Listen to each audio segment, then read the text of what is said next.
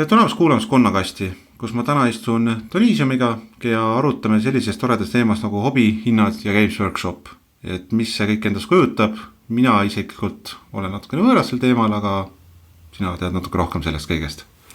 Jah, tere. Et siis täna saame teada, et kui rikkad või vaesed konnad on. Jah, ja kas hobi on tegelikult üldse kallis? Miljoni euro küsimus. Ja kui me räägime miniatuuri hobist ja eriti me räägime Games Workshopist, siis see on meile kõige südamelähedasem, on esimene reaktsioon sageli, miks ta nii kallis on. Lihtne majandusloogika ütleb, et hind kujuneb ju nõudluse ja pakkumise listumispunktis, aga miks selles teemas on reaalsus ootamatult keeruline ja situatsioonilisus muutub? Eks see, jah, kui ma ei tea majandust õppida, siis see esimesed graafikud, mis sulle seina peale tõmmatakse, ongi see, et nõudluse joon ja pakkumise joon ja kusagil nad saavad kokku ja siis on turg on tasakaalus ilusasti. See on tore, kui me räägime mingist ühest kaubast ja ühest tarbijagrupist, aga me paratakult teame, et elus me teeme ju palju valikuid ja kõik need tuleb kuidagi omavahel tasakaalu saada, et sa ju ei toimeta ühe nõudluse pakkumisega, vaid on ju ise tarbijana ostad, ma ei tea, mingid sadu, tuhandeid erinevaid tooteid iga päev või iga kuu on ju, et kõik see asi tasakaalus püsiks, et eks see lükkab selle mudeli keeruliseks lõpuks. See on väga huvitav. Ja kui räägime majanduses eristades tööväärtusteooriat ja subjektiivset väärtusteooriat. Sotsialistlik lähenemine ütleb, et loeb tehtud töö, aga kui me kaeme kraavi ja ajame selle kohe kinni, pole sellel väärtust. Kuidas see kõik kohaldub meie hobiartiklitele? Jah, selles mõttes, et võib-olla inimesele mõnes mõttes nagu loomulikku mõelda selle peale, et ma midagi teen, et siis see on palju väärt, et sealt nagu väärtus tulebki, et ma teen midagi. Aga tegelikult, või selles mõttes, et see on sinu jaoks see väärtus, eks ju, et majandusteoreetikud ka juba saandid tagasi jõuti selleni, et asi on tegelikult vähe süke subjektiivsem, et ei ole niimoodi, et keegi, ma ei tea, 3 tundi teeb tööd ja sellel on mingi fikseeritud väärtuse. Et ta lõpuks lähebki selleni, et kui sa nagu turumajanduses vähemalt, et sinu tööväärtus on lõpuks ju see, mida sa teistele pakud. Eks tegelikult klient on see, mis määrab asjale väärtuse lõpuks. Ja kui me võtame sellest, et sa teed mingit tööd ja seda tööd, selle vilju siis üritad kellelegi nagu edasi müüa või kaubelda, et siis tegelikult see väärtus on see, et mis see töö nagu siis sellele inimesel tähtsust omab või et lõpuks, et kui palju nagu ma ei tea, mis see pingutus tema poolt oleks, et sama asjani välja jõuda.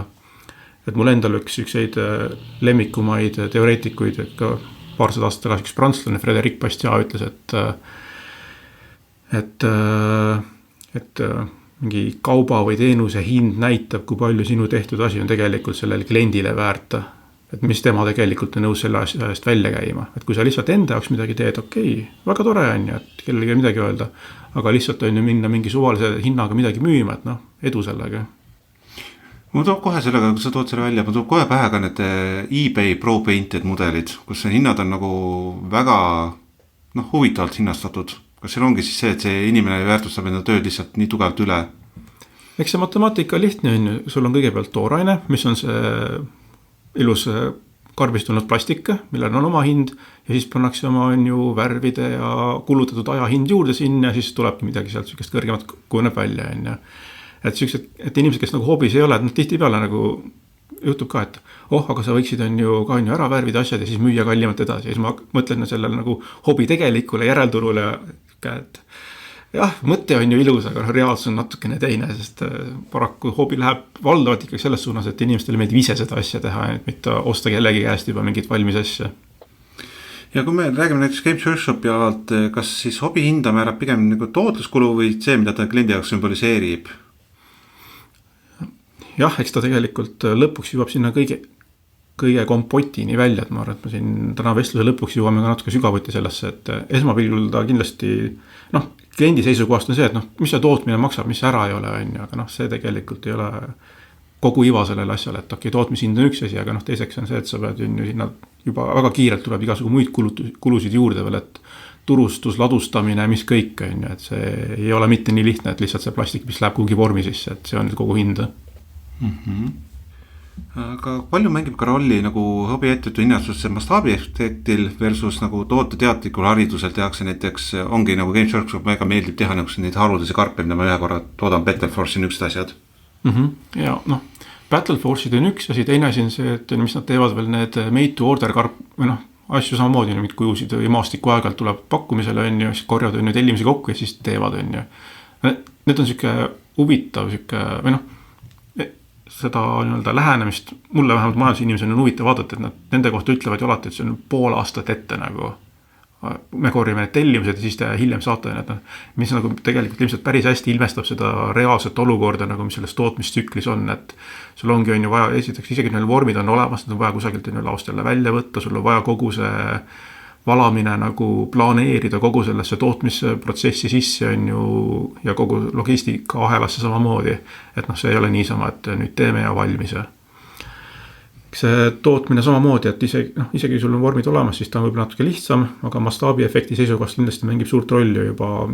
kui asi hakkab peale sellest, et sa tegelikult pead kõigepealt disainima uued mudelid, disainid uued mudelid, teed kunsti neile, siis sul on vaja vormid luua,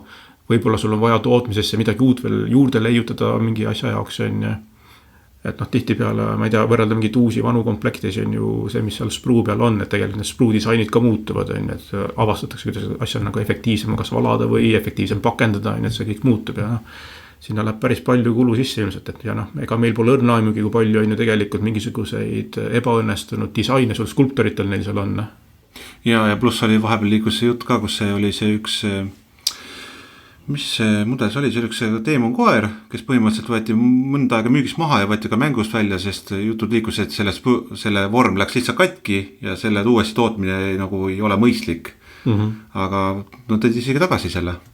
No võib-olla oli teine vorm varuks. Võib-olla leidsid jah kuskilt vormi üles, aga see tõesti nagu see, et nad leidsid, sest see on üks väike mudel, mis müüb vähe ennast ja noh, kasumit see väga ei teeni selle pealt. Kui me aga räägime natuke siis ka tootete positsioneerimisest poodides eriti. Kui me vaatame siin erinevad lauamängu poode ja riiuleid, siis me näeme tegelikult tohutut varieeruvust. Seal on hästi palju odavad lauamängu nuppe. Meil on noorsusminid, mis on pigem hästi odavad, võib-olla mitte kõige ilusamad. Ja siis on Games Workshopi nii-öelda premium tooted, mis on praeguse hetkel ütleks, et see gold standard miniatuuride puhul. Aga miks see varieeruvus on nii suur nende vahel? Mõista suuresti see varieerus turul ikka alati tekib eelkõige nagu või noh, väga sageli tingitud igasugu kvaliteedi erinevustest, et noh, samamoodi need nolsurid, okei, nad ei näe võib ilusad välja, aga tegelikult ju noh, nii kui sa kätte võtad, sa tunned seda materjali erinevust ka, et nad on kohati nagu pehmed, eks ju. Ühest küljest see pehmus võib-olla tähendab seda, et sa ei murra sealt midagi ära, aga noh, sa painutad ära selle, mis ta teeb võib-olla esteetiliselt ebameeldivaks. Päris palju on igasugu lauamängu kujukesed samamoodi, et nad karbis on juba võib-olla see vorm, milles nad seal karbis on, ei ole hästi disainitud ja siis nad on seal sees ka juba kõverad, et noh, see kvaliteet on siuke nagu ta on. Neid värvida samamoodi, eks see värvimise seisukohast samamoodi kvaliteet mängib, et kui sul on siuke võib-olla vähe tagasihoidlikuma panusega on nagu see skulpt seal taga, siis ega need detailid ei popi välja nii kergelt ja siis teeb sul värvilisega keerulisemaks, et kuhu tõmmata mingi piir on ju või. Et selles mõttes Game Workshop nagu, kui nad ennast positsioneerinud selliseks premium tooteks, et noh, selles mõttes ma nagu näen küll, et vähemalt see, neil nagu isegi juba nii-öelda ma ütlen, karvi pealt paistab välja, et noh, tegemist on vähe teise detailiga kui see, mis on sul läbipaistvast plastikust nolsuri karbis on ju mingid minikid on. Et noh, see jätab päris sügava vahe sisse kindlasti. Ja noh, mis on võib-olla huvitav aspekt nagu võib-olla majandusest natuke kaugemalt inimestele, et siuke premium tootne positsioneerimine on omaette huvitav nagu siuke mõnes mõttes nagu strateegiline käik või selles mõttes, et ma aeg-ajalt vaatan YouTube'is mingisuguseid Shark Tanki videosid ja selliseid asju ja seal nagu tihti peale, et mingi isegi kui ei tulda nagu uue tootega turule, noh, kontseptsiooniliselt uue tootega, siis tihti peale tahetakse tulla mingi tootega, mida tahetakse nagu premium tooteks positsioneerida. Ja siis hakkab seal nagu investorite poole pealt tekib see küsimuse moment, et noh, et esiteks siis sul on kvaliteet peab olema tip-top, kui see on korras, siis on mingisugused tootmise esteetilised küsimused veel, et tänapäeval eriti mingi jätkusuutlikud tootmised asjad, et siuksed asjad peab olema garanteeritud, et sa saaksid ennast premium tooteks nagu nimetada. Ja siis lisaks see, et kas sa nagu läbi hinna ka tegelikult näitad, et sa oled premium toode. Et noh, see on siuke huvitav asi, et isegi sul tootmise kulud võib-olla ei ole nii palju kõrgemad kui nagu mingitel odavamatel toodetel. Siis läbi selle nagu kõrgema hinna sa tegelikult signaliseerid seda, et sul on premium toode, mis tähendab seda, et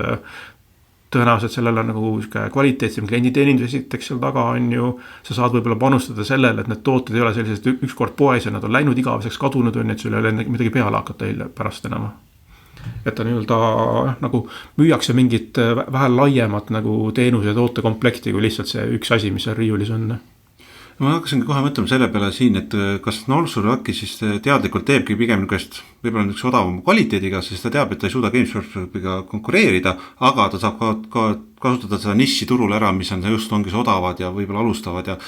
inimestel, kes ei hooli sellest kvalitist nii palju, näiteks D&D mängijad, kes pigem tahavad, et see mini jääks laual, ta nagu te ei ole oluline, et see oleks kõige kvaliteetsem nagu meie otsime sõjamängurit. No see on üks asi, teine asi on see, et näiteks D&D kontekstis on ju need kujud ei ole sul tingimata niivõrd kordukasutatavad üldse. Et ongi võib-olla sulle,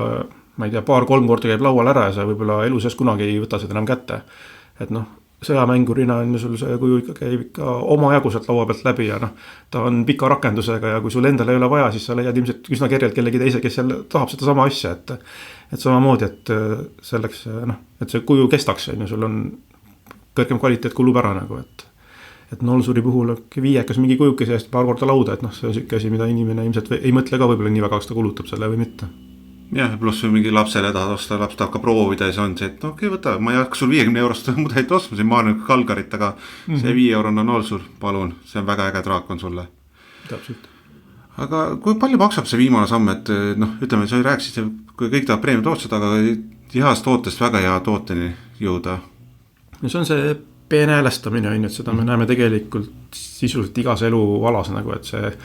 kui öelda, see viimane kilomeeter või viimane miil, et see tegelikult on ikka väga suure hinnaga, et ma ei tea, võtame motospordi näiteks, et see, et saada mingis keskmikust vormelitiimist nagu tipptiimiks, seal on võib-olla 100 miljonid eurot vahet on ju eelarves, et see on nagu meeletu, sellepärast ongi nüüd tänapäeval näiteks tippspordis on ära piiratud näiteks eelarve mahuda, et proovida seda nii-öelda võrdsustada olukorda. Et ma kujutan ette, et Games Workshopil või nüüd on ju Arkon stuudio, kes samamoodi on ju nii-öelda on tõusmas või üsna lähedale tõusnud oma kvaliteedi poolest sinna Games Workshopi asjadele, et ega neil ka see arendus ei ole siuke üle põlva, et see ikkagist vajab nagu toimetamist ja läbimõtlemist ja hästi palju katsetamist. Eks see katsetamine on see, mis võtab raha tegelikult, et just see, et maksta kõigile nendele inimestele palka ja materjalide eest, et need katsetused nagu nullist lõpuni läbi teha, sest ega sa tegelikult ju isegi, kui sul on suurepärane disain ja super skulp ja ega sa tegelikult ju enne ei tea, mis sealt välja tuleb, kui sul nagu valmistoode käes on, ehk sa pead tegelikult kogu selle tootmisprotsessi läbi mängima. Ja väga hea, et see Arkoni välja tõid, pärast ma tahan Arkonist arutada, sest siin tuli ka välja, et kuidas nad finantseerivad seda, aga sellest räägime natuke hiljem. Sa mainisid ka oma Shark Tanki, et sa vaatad seda palju, ma eeldan, et see on sulle väga tore saade, mida vaadata. Jah, on küll, seal on huvitav, et ongi huvitavaks teeb just see nagu kui olla natuke eriala inimene, siis sa oskad sealt ka ridade vahelt lugeda ja kuulata asju, mida nagu nii-öelda nagu süvitsi natuke teada tahetakse tegelikult, et ei ole niimoodi, et mul on äge idee ja see Hiinas tehases asja valmistamine maksab nii palju ja lähme. Ja siin toobki kohe välja, et siin ongi see, et kasumi marginaal siis polegi ainus juurde siin komponent, ma näitan ka toote imago määrab seda. Kui keskmine inimene vaatab Games Workshopi, siis nad vaatavad lihtsalt, et nad on purjad kapitalistid, nad tahavad teised kasumit teenida, neil ei ole mitte mingeid muid mõtteid. Või kuidas sellega tegelikkus on? Kas nad vajavad seda marginaali stabiilseks turu varustamiseks ja edasi nagu tuleviku jaoks enda investeerimiseks? See on jah see kurja kapitalisti positsioon, et sa võtad mingit marginaali ja teenid kasumit ja siis mis sellest kasumist nüüd saab lõpuks, et eks ta on jah keeruline selles mõttes, et asi algab ju tegelikult sellest, kus sa selle kapitali üldse saad, et mingit toodmist püsti lükata, et sul on investoreid vaja. Investorid tahavad ka teenida midagi selle asja pealt, ja see, meil on natukene on olemas sükest asja tänapäeval nagu sotsiaalne ettevõtluse, kus ongi, et ettevõtlus tehakse selle eesmärgiga, et pakkuda mingit sotsiaalsemat teenust ja mitte võib-olla nii väga kasumit teenida sellega, Samamoodi on olemas see mittetulundussektor, kes toimetab sarnastel põhimõtetele. Aga lõpuks, kui sa vähegi nagu ärimaastikul oled ja sul on vaja mingid suuremaid investeeringuid, selleks on kapitali vaja, siis tegelikult on vaja selle kapitali eest ju maksta ka ja mis tähendab seda, et sa tegelikult ei toimeta enam puhtalt oma selle äriplaaniga oma kitsas nišis, vaid see tegelikult kõige laiemas mõttes sa konkureerid terve maailmaga selle kapitali pärast, et saada nagu oma tegevusele finantse taha. Mis tähendab siis seda, et sa ei pea mitte muretsema ainult selle pärast, et lihtsalt oma tootmine natukene toodaks midagi, vaid sa pead nagu investoritele ära õigustama selle, et nemad otsustavad panustada näiteks sinu sellesse miniatuuriärisse selle asemel, et viia oma raha näiteks, ma ei tea, AI investeeringutesse. Et viimaste nädalate jooksul on kes vähegi videomängudega kokku puutub, on ka saanud lugeda kõvasti uudiseid, kuidas on ju Microsoft näiteks paneb stuudioid kinni. Aga seal ei ole ka midagi muud väga taga kui see, et Microsoft on lihtsalt tarkvarafirma, on ju, nemad seal kõige kõrgemal tasandil vaadatakse, et nende investeeringud erinevates segmentides oleksid sarnase tootlikkusega. Ja mängud ei ole lihtsalt sama tootlikkusega nagu mingisugune AI või Office'i pakkumine turule. Ja sa mainiski, et investorid tahavad näha kasumit ja kogu aeg line must go up mentaliteet, mis on kahjuks siin maailmas on. Aga see ei ole ainuke asi, mis mõjutab tegelikult ju Games Workshopi hinda ja hinnatõusu. Kui palju mõjutab ka meie globaalne finantsturg üldse tema hinnanguid, sest me räägitud see Suessi kanali kriis, mis on ju tegelikult toormaterjali väga palju mõjutab, kõike mõjutab. Meil oli koroona, kõik need asjad on väga palju mõjutanud ju kõik hindu tegelikult. See koroona on selles mõttes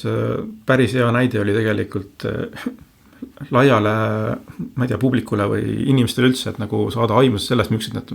tänapäeval nagu majanduses nagu need tarneahelad üldse on, et Hiinas pandi ühes provintsis on ju vabrikud kinni ja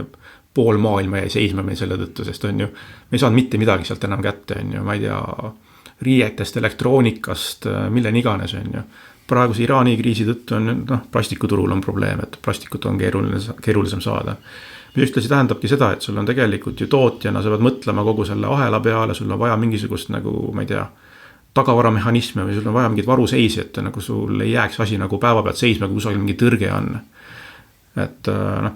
mis ongi see, et ma ei tea, Games Workshopi poed või hobipoed üldse on, et sul on vaja tegelikult vaja laos toodet mingit aega hoida, et ei ole nüüd riiulilt ostetakse asi ära ja siis sul ei olegi rohkem pakkuda midagi, et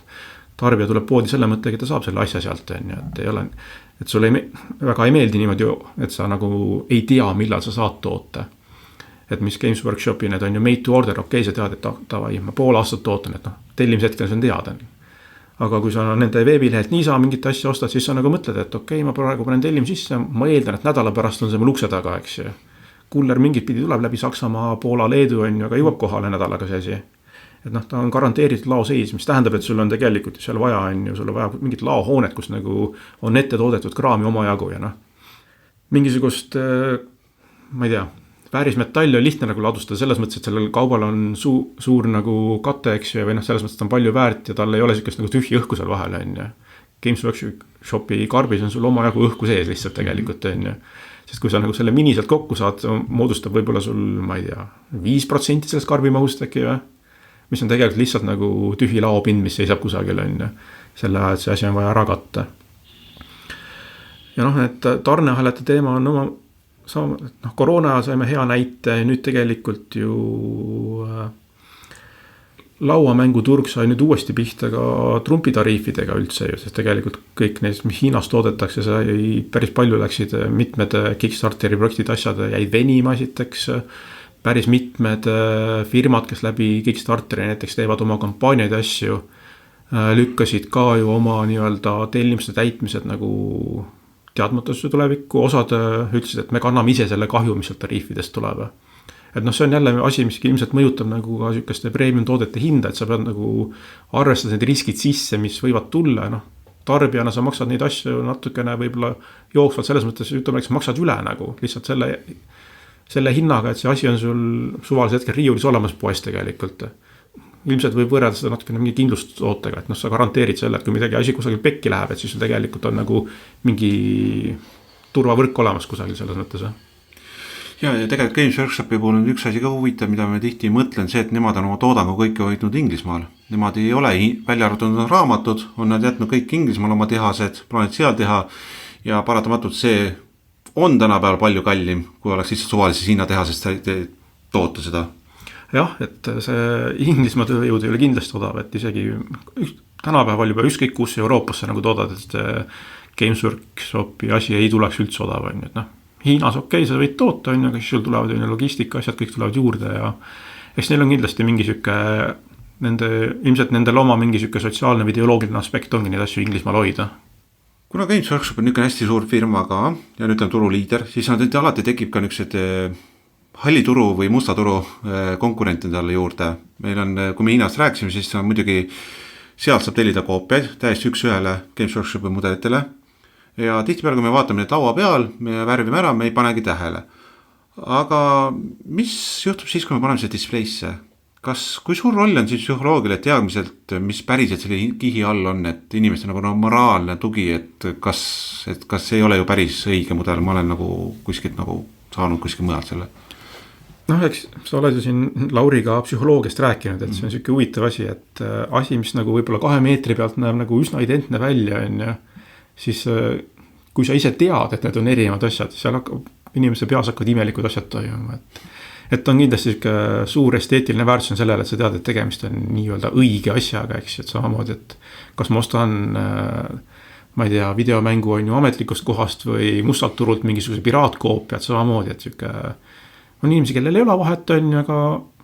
on asju, kus sul on see vahe, on ju, või ma ei tea, mingisugust spordivarustust ostad endale, on ju, siis sa mõtled ka näiteks selle peale, et sa nagu tahad kvaliteedis kindel olla, et okei, asi on järgi tehtud, ta näeb täpselt samasugune välja, aga see nii-öelda mitteametlik hallituru tootja on ju, ega sa ei tea, mis kvaliteet seal tegelikult taga on, et siin võib ju kvaliteedis rääkida, siin ju tegelikult on ka siis osturiskid, sest me ei tea, mis materjalist, ilmselgelt ei kasuta plastikut selle tootmiseks, kõik, mis on näinud, tehakse resinist, aga resin iseenesest on üpriski mürgine materjal ja sa ei tea, mida ta on kasutab, kuidas on teinud, et kas siin ongi see, et ka tihtipeale nagu inimesed, kes seda soovitanud Hiina sati, nad ei räägi tegelikult nende ka riskidest või nad ei teadvusta enda jaoks, mis need riskid seal taga võivad olla? Noh, eks see hinnatundlikkus on niisugune asi, mis paneb inimesi võib-olla, kuidas öelda siis, teistmoodi käituma, et ei tee võib-olla kõige nii-öelda, ma ei tea, siis moraalselt või eetiliselt või tervise seisukohast kõige mõistlikumaid otsuseid puhtalt selle arvelt on ju, et hinnaga kokku hoida, et samamoodi, et inimesed käivad on ju, ma ei tea, mustal turul mingite arstide juures operatsioonidel on selleks, et rahaselt kokku hoida seal, saada mingi operatsioon hulga soodsamalt kätte, võib-olla tervisekindlustust neil ei ole või mis iganes, eks ju. Et noh, sellega kaasnevad teistsugused riskid, et jah, sellise konkreetse ettevõttega, kes pakub premium toodet, et noh, sul ongi, sa tead on ju toote kvaliteeti, sa ilmselt saad nendelt päris head informatsiooni selle kohta, et sul toode on tehtud nagu kvaliteetsest ja ka nii-öelda tänapäevases mõttes ilmselt olulisest teemast keskkonnasõbralikust toormest või noh, võimalikult keskkonnasõbralikust toormest, sest noh, plastik on plastik lõpuks ikkagist, et need plastiku hädasid me teame, on ju, aga kas või Hiinas toodetud mingisugused mänguasjad on ju, seal on päris suur vahe, mis plastikust seal tegemist on, et kas nüüd iga aastaga, üle aasta ikka tuleb kusagilt jälle, et mingisugused mänguasju kusagil kutsuti tagasi, kas Ameerikast või kus mingi Hiinas mingistest mürgistest asjadest toodetud jälle või mürgiseid värve peale pandud, et noh, sellised riskid on ikka kohtadega, mille nii-öelda tausta sa ei tea tegelikult. Ja minu jaoks on tihtipeale see ka, et kui sa isegi siit Hiinast tellid, sa saad odavamalt, aga sa maksad tihtipeale oma ajaga, siis palju rohkem tööd ja puhastamist, et seda asja kokku panna ja korda seada, et see ongi see, et sa vahetad lihtsalt oma aja selle raha vastu. Jah, see on ka ja noh, eriti mis need on need resinist riikkästid on ju, et need on teinekord siuksed, et see on tükk tööd, et see mudel selliseks saada, et aga lähedalt juba näeks üldse sarnane välja sellele, mis sul tegelikult plastikvormist välja tuleb, et nad küll leemalt näevad sarnased välja, aga tegelikult kui sa nad nagu kõrvuti laua peale paned ja proovid värvima hakata, siis nad on ikka üsna erinevad ja nad tihtipeale ei sobitugi ideaalselt kokku need resinmudelid tegelikult oma juppidest. Kui me räägime nüüd hallist turust, siis see otseselt ei ole halb turg, aga kui 3D printerid hakkasid populaarseks saama, siis oli kõik enamuse inimesi jumala kindlalt, see hävitabki Games Workshopi monopoli, sellega kaob ära, kõik saavad ise kodus printida, kõik saavad endale ise armeed teha, aga nüüd on juba aastaid möödas ja reaalsus on kuidagi vähe teine. Jah. Ja ma ei tea, ma ütleks, mina ei ole sellest üldse üllatunud, et need printijad ei ole niimoodi nagu äridele mingit, ma ei tea, kotti pähe tõmmanud selles mõttes, et tegelikult nagu, mis nagu minu nagu või noh, lähenemine või arusaamine kogu sellest majanduse käima tõmbavast mootorist, et inimene on lõpuks ta nagu mugav, on ju, ta tahab elu hea nagu, elu tahab lihtsaks ja mugavaks teha, mis tähendab, et inimene on ikkagi omajagu laisk ja laisk on nagu innovatsiooni alus, aga noh, mis see tähendab seda, et nüüd ise kõike printida on ju, noh, sul on vaja printerid, sul on vaja noh, arvutit sinna kõrvale, kus seda tarkvara jooksutada, siis sa pead disainima või kellegi disainid hankima endale, et noh, see on lisatükk tööd. Ja see on see koht, kus sa hakkad mõtlema, et mis su aeg nagu väärt on, et kas sa selle ajaga tahaksid hoopis midagi muud teha ja kui sa leiad, et sa nagu ei taha, et sul ei ole sellist hobi, et nagu ise ka selle printimisega täielikult tegeleda on ju, siis sa vaatad ikkagist, et kui poes on vähegi mõistlik hind, siis ma eelistan seda poe hinda ja ei lähe nagu detailselt printimisse. rääkimata sellele, et on niisugused kvaliteetne ja hästi hea printimine, et noh, see vajab ikkagi natukene pingutust ka on ju ja kui me lähme juba resin printimise juurde, siis sa pead natukene omaga nii-öelda sellele kodusele setupile mõtlema, et sul oleks ju õhutused, asjad on kõik paigas ja kui sul masin prindib, et siis see müra, mis sealt tuleb, et see ei segaks sul on ju ennast või kedagi teist, kes seal kodus on. Ja tihtipeale, kui ma märkan, kui inimesed soovivad, et lisa 3D prindi või ma ütlen enda 3D printi, nad ei räägi nendest kemikaalidest ja kõik sellest asjast, mis sul on vaja, et seda ohutult teha. Sest sa ikkagi töötad väga ohtlike kemikaalidega, sul on vaja maske ja sul on vaja väga korraliku ohutusega ruumi, et sa ohutult teha. Eks ta on niimoodi jah, et noh, need on siuksed, millest miks ei räägita, on see, et inimesed tihtipeale nagu ei mõtlegi tegelikult nagu sellele oma aja hinnale, et seesama, et eBayst osta värvitud kuju on ju, vaatad neid hindasid seal, et noh, see, kes seal müüb, et tema on oma aja hinnale mõelnud, on ju. Meie nagu hobinurgas, kes me ise värvime, me tingimata ei mõtle selle peale, mis see värvimine meile nagu maksab tegelikult. Me enne rääkisime ka Arkon Studiost, kes nagu juba hakkab Games Workshopile järgi jõudma ja ütleme isegi kvaliteet on isegi päris võrdväärne.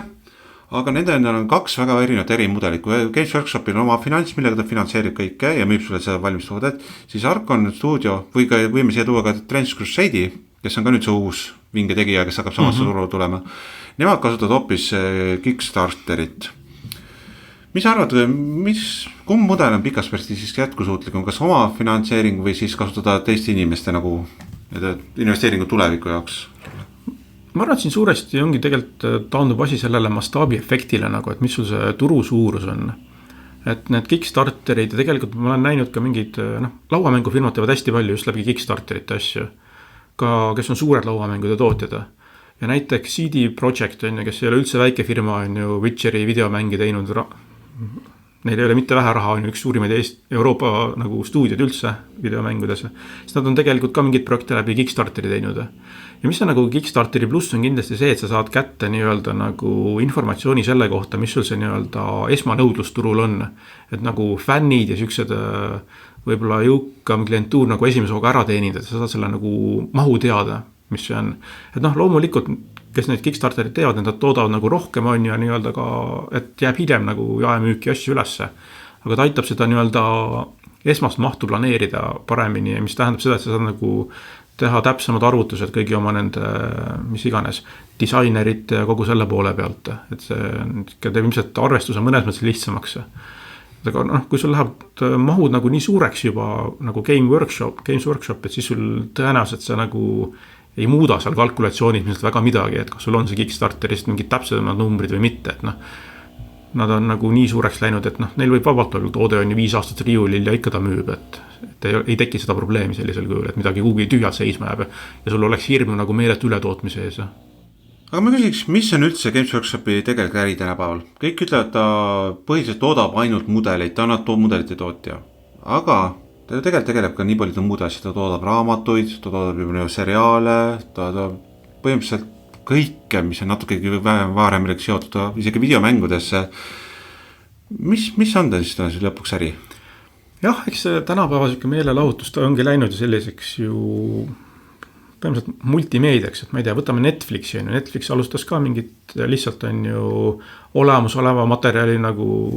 välja rentimisega tegelikult, nad saatsid inimestele on ju mingid plaate postkasti ja siis said tagasi neid hiljem, et tänaseks päevaks on ju nad toodavad ise seriaale on ju, nad vahepeal natukene proovivad isegi mingid videomänge teha, et multimeediaks läinud, et Games Workshop on ka nagu, et mis nende toode on, võikski öelda, et nende toode on mitte ainult Warhammer, aga Warhammer on toode kui selline, et vahet ei ole, mis sellest nagu Warhammerist tuleb, aga seal on miniatuurid, mängimise reeglid, ma ei tea, animatsioonid, videomängud, filmid, seriaalid, et see ongi kogu see intellektuaalne omand, mis kaasneb Warhammeriga, et nad toodavad kogu seda asja. Mis muidugi tähendab seda, et kui palju selle eest me maksame üldse tegelikult, seda neid plastikut seal karbis ostes, et mille eest sa maksad, kas sa maksad ainult selle kujukese eest või tegelikult on seal taga midagi muud veel. Et ma ei tea, võtleme ju nende raamatute peale, et ma eeldan, et raamatutega ei teeni eriti, et kirjastamine on tänapäeval ikka omaette lõbu ja arvestades, kui vähemalt kvaliteetsed nagu nende trükid on ja teevad on mingid eriversioone raamatutest, mille mingisugused trükid on üsna piiratud, et see ei ole see, millega nad raha teenivad.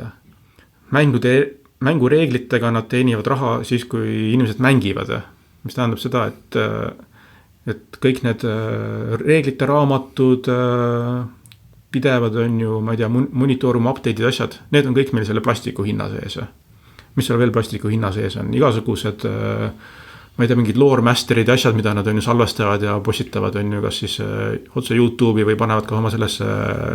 subscriptionisse on ju, et ma eeldan, et selle subscriptioni matemaatika on ka üsna süke, et nullilähedane. Selle hind on, ma ei tea, võrreldes igasugu muude sükeste tellimusteenustega, ta on nagu üsna odav on ja lisaks sellele nad saadavad sulle tasuta miniatuuri iga aasta, et mis peaaegu katab tegelikult ära kogu selle subscriptioni hinnadega, et ma pakun, et see plastikkujud ilmselt maksavad kinni kogu selle muu kompoti, mis sealt veel tuleb, et okei, mingisuguste visuaalmeedia videomängudega ilmselt annab teenida litsentside pealt, aga kõik muu, mis nagu koosneb selle lauamänguga asjaga, see ilmselt plastik maksab selle kinni. Mul tuleb kohe ühe teise nagu firma võrdlus kohe pähe nagu Apple, kus samamoodi ta oma põhiseadmeid müüb suht pigem mitte väga kõrge marginaaliga, väiksemaga ja siis ta teenib endalt tagasi kõik tarvikute, kõik teenuste, kõige pealt on tagasi. Mul on ka tunne, et nagu Games Workshop on aru saanud, et ta müüb seda sulle see ökosüsteemi ja siis pärast teenib selle mudelite pealt, mis kõik selle muuga seotud on, selle maailmaga seotud, sealt ta teenib oma raha tagasi. No ma ei tea, võtame Microsofti ka on ju, Microsoft ka ju alustas arvutifirmana, mis nad tänapäevaks, nad on tarkvarafirma ju. Praegu on küsimus, et räägitakse sellest, et võib-olla nad tahavad Xboxi eraldi firmaks saata, et neid ei huvita see riistvaraga ei teeni. Nad tahavad tarkvarale keskenduda. Sony puhul samamoodi, et Sony konsoolide peal ka ju, kui see praegune põlvkond välja tuli, ega nad ei teeninud sellega, nad müüsid kahjumiga oma konsoole. Lihtsalt sellepärast, et hiljem nagu mängud ja softiga tagasi teenida. Kas sa arvad, kas Games Workshop müüb ka mingi teatud karpe kahjumiga või null marginaaliga, et saada lihtsalt uusi inimesi endale hobisse sisse, et nagu anda see esimene nagu laks kätte? Ma arvan, et nad kahjumiga ei müü. Et selles mõttes, et mis meil tulevad on ju need nii-öelda soodsamad karbid, mis on Battle Force'id ja starter setid ja mis kõik on ju, et ma arvan, et need ikkagi seal on marginaal peale. Aga see marginaal on ilmselt pigem tagasihoidlik. Ja selles mõttes, et ju ega nad ainult ise ei müü, vaid edasi müüjad samamoodi müüvad neid sama hinnaga, et selles mõttes, et mingisugune marginaal võib olema, sest ma usu, et sul annaks nagu nii palju nagu mingisuguseid kolmandaid edasimüüjaid nagu käsi väänata, et müüge nüüd kahjumiga meie toodete. Minu teada on vist ka paika pandud, et sa võid kuni -20% alla teha, et see on nagu see maksimaalne. Ja siit on tegelikult küsimus nagu meie kohalik turu kohta. Meil Eesti turg on väga väike, aga meil pakkujaid on väga palju. Meil on mingi 5-6 pakkujad, kes pakuvad kõik erinevad kohad, kes pakuvad Games Workshopi toodangut. Mis sinu arvates on, kas see tasub ennast ära? Nagu nii tihke, nii väiksel turul, nii tihe konkurents? No arvestades, et siin päris mitmed on ju siin viimase paari aastaga juurde tekkinud, et ma arvan, et siis tõde selgub meil ka siuke 2-3 aasta perspektiivis, et kas nad jätkavad pakkumist, et eks see tasuvus ilmselt paistab välja läbi selle, et kui palju nad asju nagu endal nagu stokis hoiavad koha peal, et me teame, et nad kõik suht on öelnud, et kui sul midagi on vaja, siis ütle, et me saame tellida, aga päris paljud neist tegelikult ju koha peal riiulist nagu väga palju kraame ei hoia, et kõige suurem valik on äkki Mabrikus, arvaks. Aga teised on niisugune, et kui sa midagi väga spetsiifilist tahad, et ega sul ilmselt ei pruugi olla üldse õnne leida, eks ju, et siis sa peadki nagu ühendust võtma juba. Ja tegelikult ega Mabriku valik on ka selline, et seal ei ole nagu väga palju asju. Ja kui me mõtleme see, et see ei ole, et sa ei võitle ka Eesti turuga ainult, sest meil on väga palju välismaa saite, kes sa võid tellida, sa on nädalaga kohal ja sa saad mingi -15% soodsamalt, siis on ikkagi päris huvitav olukord siin praegu. Aga samas vist väga hull ei saa olla, see jae marginaal on ilmselt ikkagi piisavalt viisakas, sest vähemalt vaadata kohalikku hinnapoliitikat, siis ta on läinud lähemale nagu meie naaberturgudele, et ise siin, ma ei tea, aastaid Rootsi turuga näiteks võrreldud on tänu Rootsi krooni kursile, mis aegalt on hästi soodne, siis tegelikult kohati praegugi vist ei ole väga suurt vahet, kas osta Rootsist või siit koha pealt, et need hinnad on päris palju ühtlustunud.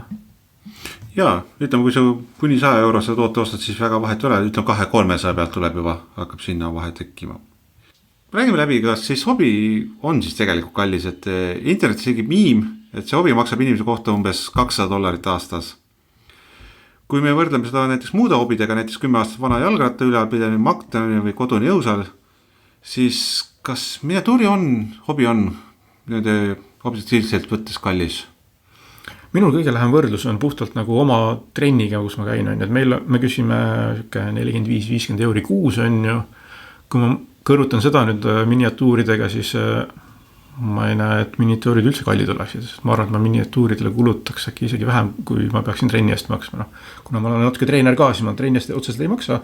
aga selles mõttes, et väljaminek sinna oleks ilmselt suurem. Oleks puhtalt trennitasu, lisaks on trenni jaoks ju ka riidid ja varustust ja mida kõike vaja on. Et ma ei tea, kes tegeleb siin tervisespordiga, on ju, käib Tartu rattamaratonil, siis palju see ratas maksab, on ju, et ma arvan, et nende kuludeni annab miniatuuri inimestel veel minna kohati. Meem, et $200 aastas, see on siuke nagu keskmise inimese keskmine hobikulu, et tähendab seda, et paljudel inimestel ei ole hobisid või nende hobid on, ma ei tea, kodus millegi meisterdamine või restaureerimine või ma ei tea, midagi sellist äkki. Aga siuke, kes vähegi, ma ei tea, spordiga tegeleb või